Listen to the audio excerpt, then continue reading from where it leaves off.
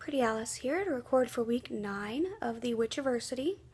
This week we were studying astral travel. I made some notes, so if I'm looking away, that's what I'm looking at. So, coincidentally, during week 6, I actually astral traveled. And then during week 9, that's what we were studying. So it's kind of coincidental that way. So, let's see. So I wrote down some things that can help that I found online that say they can help, and then I'm going to talk about, and then a couple things that also have helped me. So crystals, herbs, scents, certain scents, focusing the mind, relaxation, those binaural beats, that like kind of music-y stuff. And then for me, meditating and music really help. Personally, I mean, I've never astral traveled on purpose, but I have done it before on accident. I'm going to tell you the story of like what happened during week 6 in a minute. Some sources say astral traveling can happen while sleeping, I've come across, but some say that you should try to relax and stuff, but not to fall asleep. They didn't exactly say it won't happen if you fall asleep or that it's dangerous to fall asleep. It just said not to fall asleep. So I'm not sure about that. Okay, it said that while you're in astral traveling, you're attached to your body by some type of like silver umbilical cord type thing. And that some people think if that like breaks or snaps or something, that you won't be able to re-enter your body. And that, I guess, it didn't actually say this, but I guess that means you like die or something. Your body dies, and I guess you're either stuck in the astral or maybe you die too. I don't know. You didn't specify that. Personally, I don't know that I believe that, because when I've astral traveled, there was no silver cord.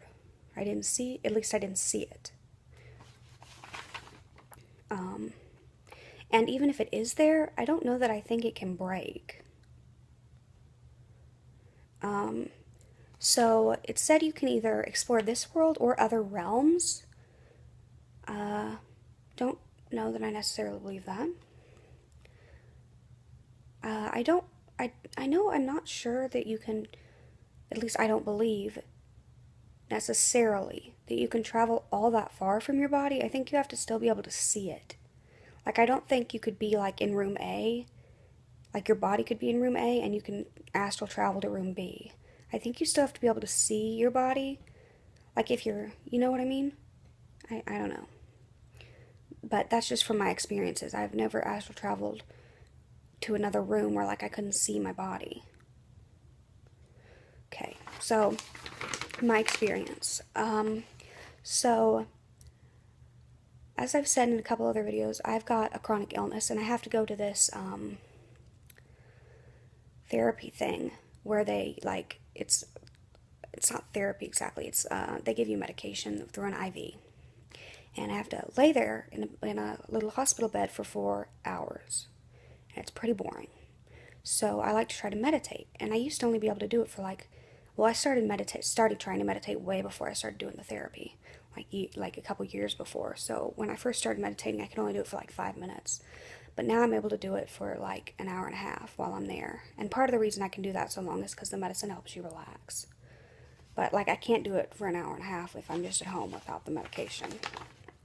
But anyway, so I was meditating, lying down, listen to the music I always listen to, which is, if you can search it on iTunes, that's where I got it. It's 99 Essential Gregorian Chants. Gregorian, like King Gregory. And some people might think that's kind of weird. My sister thinks they're completely creepy, which is fine. I like them. That's all that matters. So I don't know. Before I started, I asked the goddess to kind of give me a sign, kind of be with me. And then for whatever reason, I'm not sure, I started chanting goddess, like really, really quietly. Because although I'm in my own private room and the door is closed, the walls aren't really thick. People can still hear me if I talk at a normal volume. So I was just kind of like, goddess, goddess, goddess, goddess. See, I don't even know if y'all could hear that. I was whispering. So then, kind of next thing I know, I'm outside of my body. I go into a meditative state, And the next thing I know, I'm kind of floating like above my body, looking down like I'm on the ceiling. And I'm still chanting Goddess, quietly, so of course.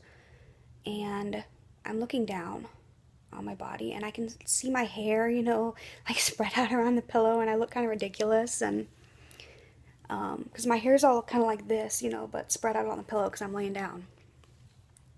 And so let's see. I can't. It's kind of been, it's been weeks ago, and I have a terrible memory, so I kind of wrote down a few notes.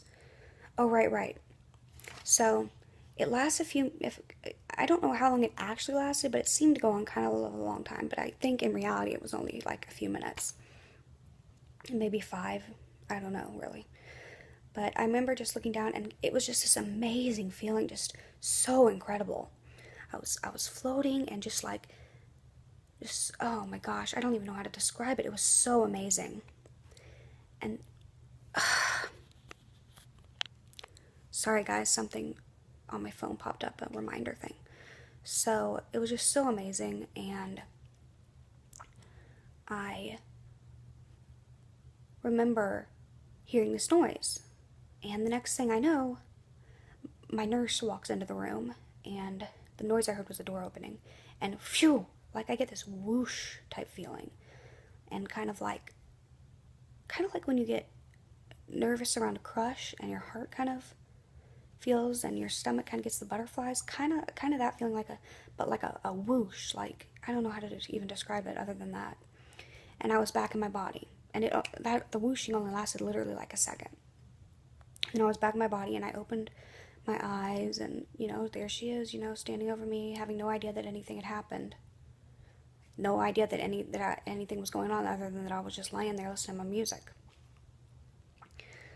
And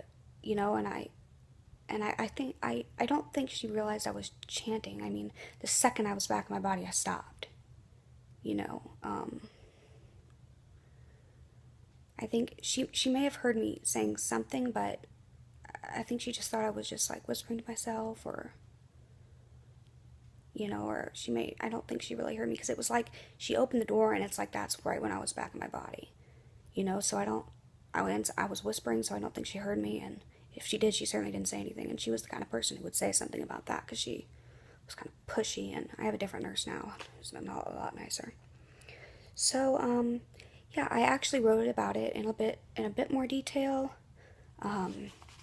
Not a whole lot, but a bit on my blog, which is on Tumblr. It's Pretty Alice, the same as it is, here, but it's not Moon. It's just Pretty Alice 13, like 13, not spelled out, .tumblr.com.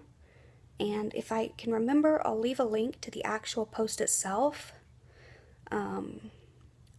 in the description. The post is called OBE while meditating.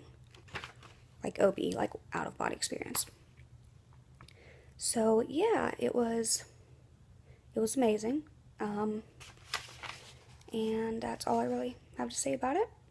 So if you want to check out my blog, it's all kind of pagan based in general.